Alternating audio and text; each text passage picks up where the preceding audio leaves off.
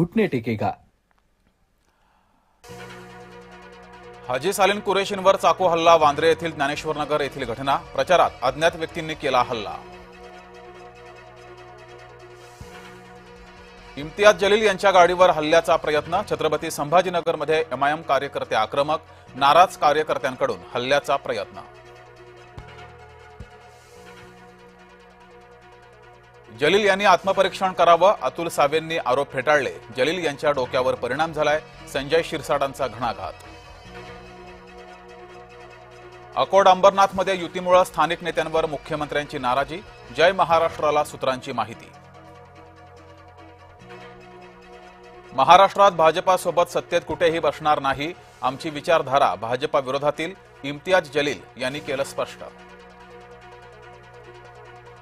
महाराष्ट्रभर भाजप एमआयएमची छुपी युती, अकोटमध्ये तर उघड, अंबरनाथमध्ये काँग्रेससोबत गेलेली भाजप आता हिरवी नाही का, संजय राऊतांचा भाजपाला थेट सवाल। अंबरनाथमध्ये सत्तेसाठी भाजप काँग्रेस आघाडी, एकनाथ शिंदेंकडून तीव्र संताप व्यक्त। आज देखील उद्धव ठाकरे आणि राज ठाकरे शाखांना भेटी देणार, शाखा भेटीतून संपर्क वाढवत कार्यकर्त्यांना नवं बळ देण्याचे प्रयत्न। मुंबईमध्ये आंतरराष्ट्रीय षडयंत्र सुरू, शहराचा रंग बदलणं, डेमोग्राफी बदलणं, कटाचा भाग, अमित साटमांचा पत्रकार परिषदेतून हल्लाबोल। आदित्य ठाकरेंच्या बालेकिल्ल्यात आज एकनाथ शिंदेंचा प्रचार, शिंदे वरळीमध्ये रॅली आणि सभेला करणार संबोधित।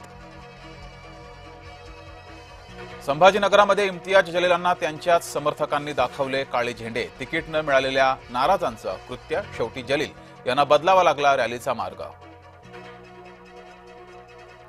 ठाकरे बंधूंच्या संयुक्त मुलाखतीचा टीझर रिलीज, भ्रष्टाचाराच्या गोष्टी फडणवीसांनी करूच नयेत, राज ठाकरेंचा हल्लाबोल। अशा मुलाखतीतून मतं मिळत नसतात, ठाकरे बंधूंच्या संयुक्त मुलाखतीवर चंद्रशेखर बावनकुळेंचा टोला। ठाकरेंच्या मुलाखतीला फडणवीसही मुलाखतीतून उत्तर देणार, मुख्यमंत्री साधणार नागपूरकरांशी संवाद। एकनाथ शिंदेंच्या बालेकिल्ल्यात आज फडणवीसांची मुलाखत, ठाण्याच्या गडकरी रंगायतमध्ये मुलाखतीचं आयोजन, कल्याण उल्हासनगरसह भिवंडीत सभा देखील घेणार।